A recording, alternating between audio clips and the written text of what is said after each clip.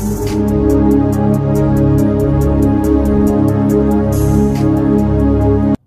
ప్రభువును మన రక్షకుడు అయిన యేసుక్రీస్తు నామమున అందరికీ వందనాలు, దేవునికి స్తోత్రాలు.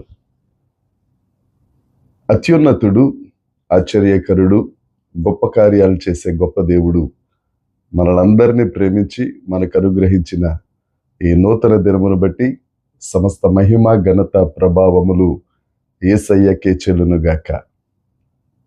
ఆ దేవాది దేవుడు ఈ నూతన దినములో మనలందరినీ ప్రేమించి మనకు అనుగ్రహించిన దేవుని యొక్క వాగ్దానము, కృపావార్త.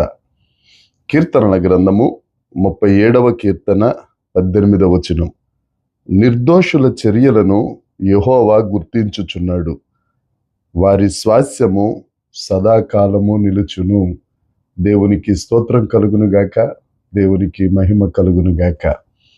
ప్రభునందు రక్షింపబడిన ప్రతి ఒక్కరికి మరొక్కసారి యేసుక్రీస్తు నామమున వందనాలు తెలియజేస్తున్నాను. దేవుడు ఈ దినాన మనకిచ్చిన వాగ్దానాన్ని బట్టి దేవునికి మహిమ. దేవుడు అంటారు, నా స్వాస్యమును నేను గుర్తించుచున్నాను. మన స్వాస్యమును గుర్తించే గొప్ప దేవుడైన, మన నిర్దోషత్వమును గుర్తించే గొప్ప దేవుడు యేసుక్రీస్తు ప్రభు. చాలామంది అనుకుంటారు, దేవుడు నన్ను మర్చిపోయాడేమో, నేను అందరి చేత నేను చెయ్యని తప్పుకు నిందల పాలైపోతున్నాను, నేను చెయ్యని నేరానికి నేను గురైపోతున్నాను, అందరి చేత మాట్లాడాల్సి వస్తుంది, దేవుడు నా నిర్దోషత్వాన్ని పట్టించుకుంటలేదేమో అని రకరకాలుగా ఆలోచించుకుంటారు. దేవుని యందు ప్రియమైన వారలారా, దేవుడు నీతోనే మాట్లాడుతున్నాడు.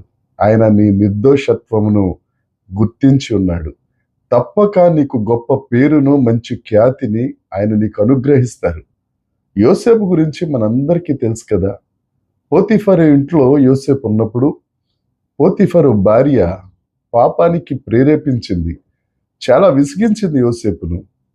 ఆఖరికి తన వస్త్రాన్ని విడిచి బయటికి పారిపోయాడని అందరి ముందు తన పాపాన్ని కప్పిపుచ్చుకుని యోసేపు మీద నేరాన్ని మోపింది.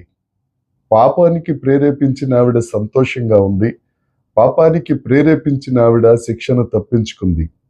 ఏ పాపము చేయని నిర్దోషి అయిన యోసేపు చెరసాల పాలైపోయాడు. కానీ దైవజనాంగమా, ఒక్క మాట, పోతిఫరు భార్య మరి చరిత్ర లేకుండా పోయింది. యోసేపుకు అక్కడి నుంచే చరిత్ర ప్రారంభమైంది. నువ్వు ఎక్కడైతే నీ నిర్దోషత్వం పోయింది, నేను నిందల పాలైపోతున్నాను, నన్ను రకరకాలుగా ఆడుకుంటున్నారు, నా పరువు పోయింది, నేను ఈ పని చెయ్యలేదు అని వాపోతున్నావో, నీ ఆశీర్వాదానికి తొలిమెట్టు అదే. దేవుడు నీతోనే మాట్లాడుతున్నాడు. నీ నిర్దోషత్వాన్ని దేవుడే గుర్తించాడు. ఆ తరువాత ఫరో ఇంటికి తండ్రి అయ్యాడు యోసేపు. అదే దేవుడు నిన్ను అత్యధికంగా ఆశీర్వదిస్తారు. అంతేకాదు, వారి స్వాస్యము నిత్యము నిలుచును.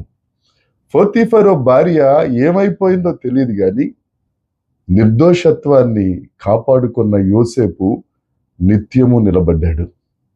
నీ స్వాస్యము, ఆ స్వాస్యం అనే మాట హీబ్రూలో నకాలా.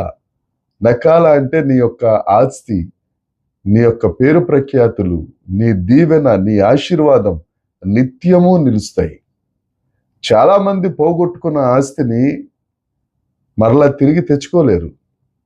నిందల పాలైన వారు వారి యొక్క భాగ్యాన్ని మరలా తిరిగి పొందుకోలేరు. కానీ నీ నిర్దోషత్వాన్ని గుర్తించిన దేవుడు ఉన్నాడే, నీ స్వాస్యము, నీ నకాల, నీ ఆశీర్వాదం, నీ పేరు ప్రఖ్యాతులు నిత్యము నిలిచేటట్లుగా చేస్తాడు.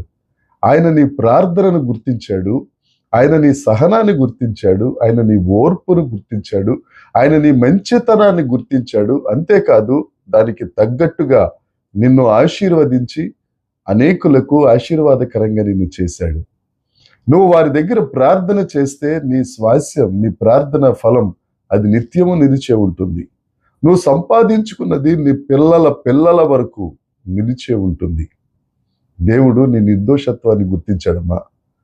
దేవుడు నీ నిర్దోషత్వాన్ని గుర్తించాడన్నా. ఎందుకు భయపడ్డావు? ఎందుకు నువ్వు అనవసరంగా దిగులు చెందటం? దేవుడు చెప్తున్నాడు కదా, నేను నిర్దోషత్వాన్ని గుర్తించాను. నీ స్వాస్యం నిత్యము నిలుస్తుంది. ధైర్యంగా ఉండు. ఈ దినమంతట్లో ఈ వాగ్దానాన్ని స్వతంత్రించుకో. దేవుని నామాన్ని మహిమపరచు. దేవుడు నిన్ను దీవించునుగాక. ఆమేన్. ప్రార్థన చేసుకుందాం. పరలోకమందున్న మా తండ్రి, పరిశుద్ధుడా, కృపగలిగిన దేవుడా, నీకు స్తోత్రాలు ప్రభువా. దేవ, అనవసరంగా నిందల పాలైన, అనవసరంగా తండ్రి బాధపడుతున్న, దిగులు పడుతున్న వీరందరినీ ఒక్కసారి కరుణించు ప్రభువా. వారి నిర్దోషత్వాన్ని నువ్వు గుర్తించి వారి స్వాస్యము యేసు నామమున నిత్యము నిలుచునుగాక. ఈ వాగ్దానము వారు స్వతంత్రించుకొని నిన్ను మహిమపరచుదురుగాక. సమస్త మహిమ, ఘనత, ప్రభావములు మీరే పొందుకొనమని యేసుక్రీస్తు నామమున ప్రార్థించి అడిగి వేడుకొనుచున్నాము తండ్రి. ఆమేన్. దేవుని కృప మనందరికీ తోడై ఉండునుగాక. ఆమేన్, ఆమేన్, ఆమేన్.